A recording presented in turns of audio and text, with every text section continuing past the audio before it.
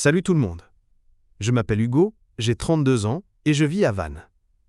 Si vous connaissez un peu la Bretagne, vous voyez le genre d'endroit. C'est une ville magnifique, avec son port, ses remparts, ses maisons à colombages. C'est calme, c'est beau, et les gens en général prennent le temps de vivre. Moi ça me va très bien. Je suis graphiste freelance, ce qui veut dire que je passe le plus clair de mon temps chez moi, devant mon ordinateur, avec mon chat qui dort sur mes genoux. Ma vie est plutôt tranquille, rythmée par les projets pour mes clients, les balades le long du port avec ma copine Manon, et les cafés en terrasse quand le soleil breton daigne se montrer.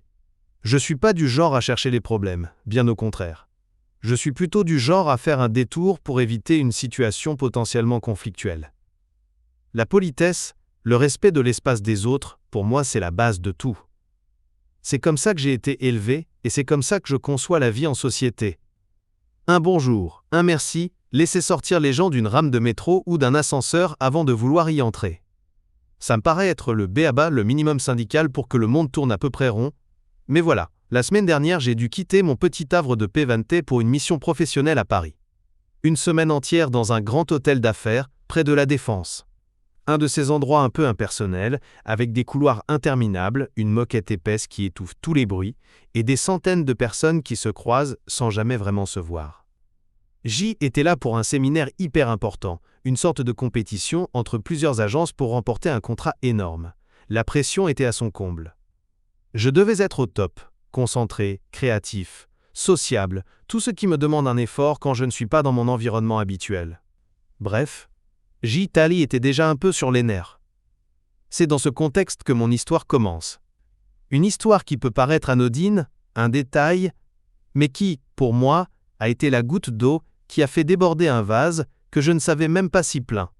Une histoire de vengeance, une petite vengeance, une vengeance mesquine, mais ô combien satisfaisante. Tout a débuté le deuxième jour. J'avais passé une matinée entière en réunion, à défendre mon projet, à répondre à des questions pointues. J était mentalement épuisé. Vers 13h, on a eu une pause déjeuner.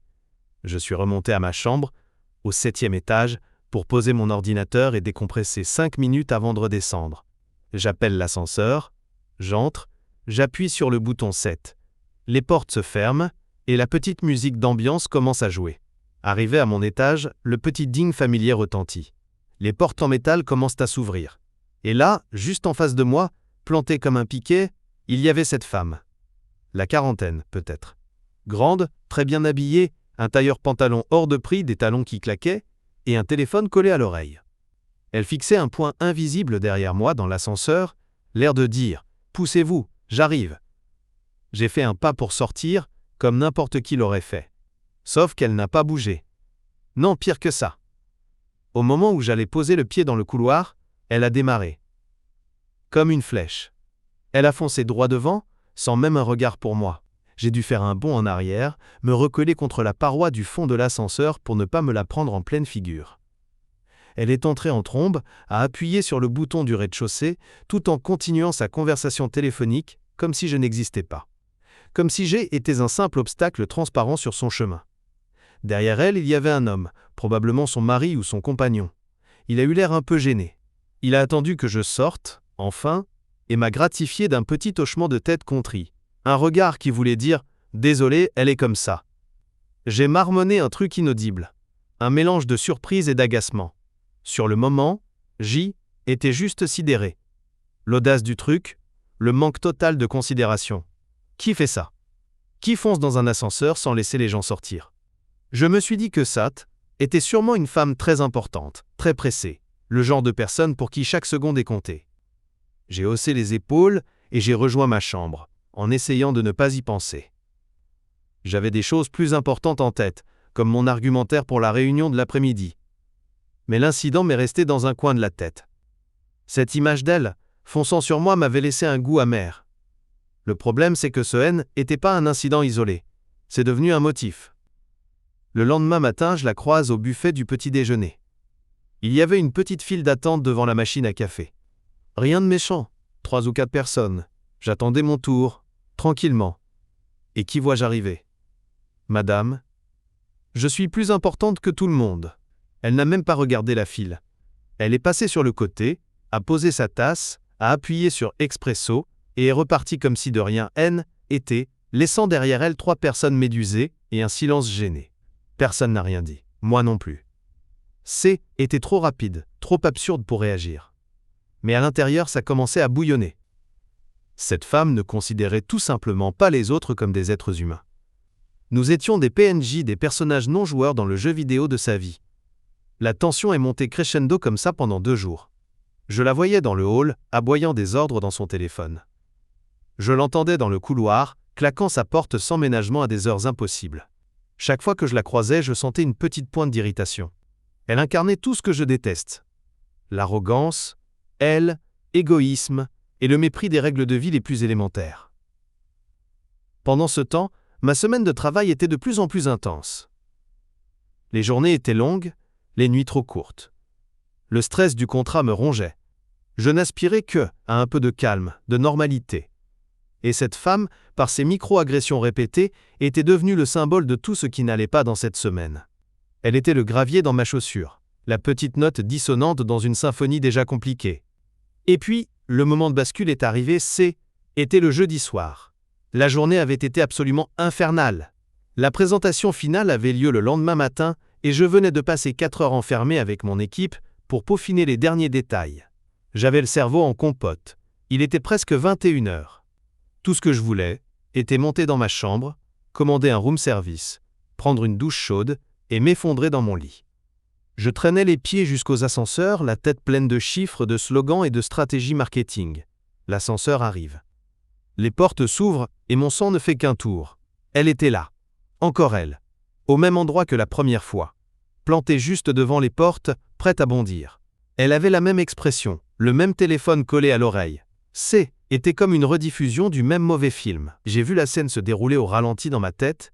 Les portes allaient s'ouvrir complètement, j'allais essayer de sortir, elle allait me foncer dessus, et j'allais devoir reculer encore une fois, comme un imbécile. Et là, quelque chose a craqué en moi. Était pas une décision réfléchie, pas un plan mûrement préparé, était une pulsion, une évidence. Toutes les frustrations de la semaine, le stress du boulot, la fatigue, le manque de mon chez-moi, et surtout, l'arrogance insupportable de cette femme. Tout ça a convergé en une seule pensée, claire et limpide, qui a balayé tout le reste. Ah non! Pas aujourd'hui, pas cette fois.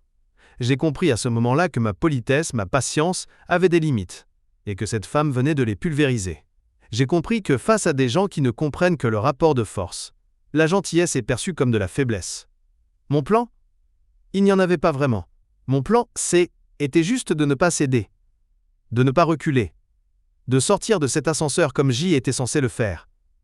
Mais je n'allais pas le faire passivement. Non. J'allais y mettre la même énergie qu'elle. J'allais lui renvoyer sa propre impolitesse en pleine figure. Les portes de l'ascenseur ont fini leur course, s'ouvrant complètement. Nos regards ne se sont même pas croisés. Elle fixait toujours l'intérieur de la cabine, déjà en train de calculer sa trajectoire. Elle a commencé à avancer au moment même où j'ai fait mon premier pas pour sortir. Était le moment. Le moment de vérité. Au lieu de écarter ou de ralentir, j'ai fait tout le contraire.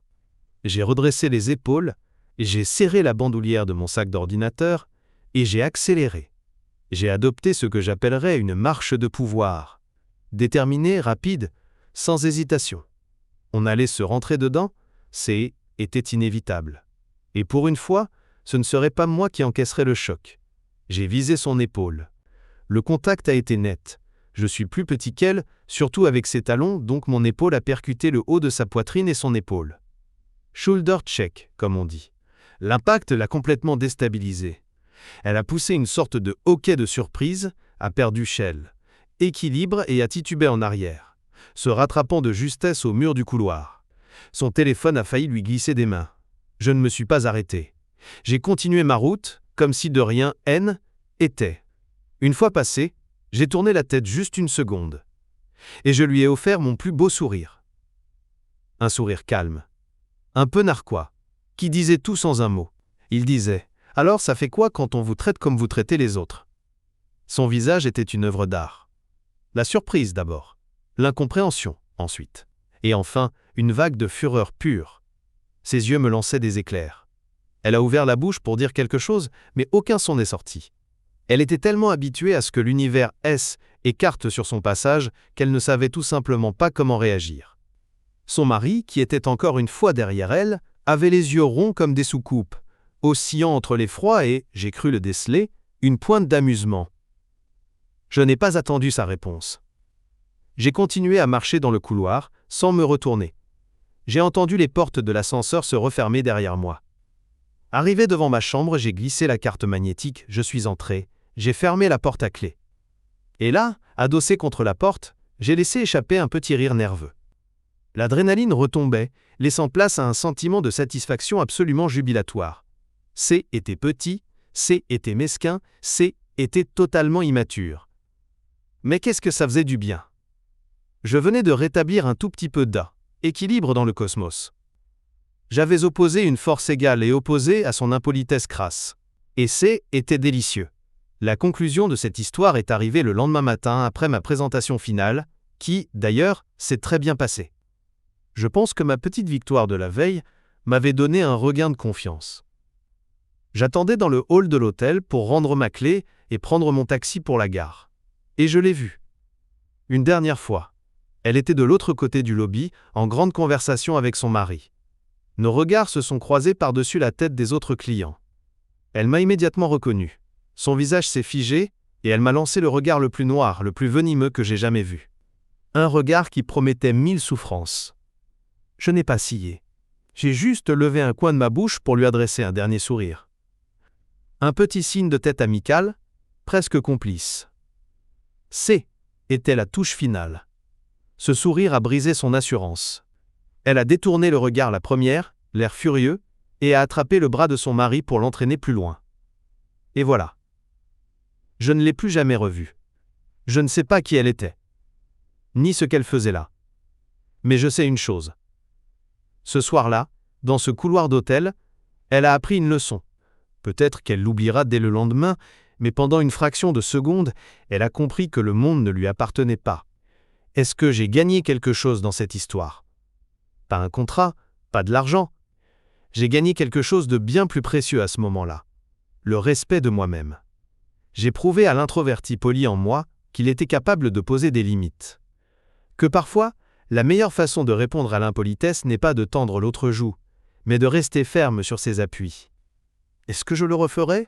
Sans la moindre hésitation, parce que dans un monde où tout le monde se marche dessus pour aller plus vite, défendre son petit espace vital, même dans un ascenseur, c'est déjà une petite révolution. Si mon histoire vous a plu, likez la vidéo et abonnez-vous pour écouter d'autres histoires comme la mienne.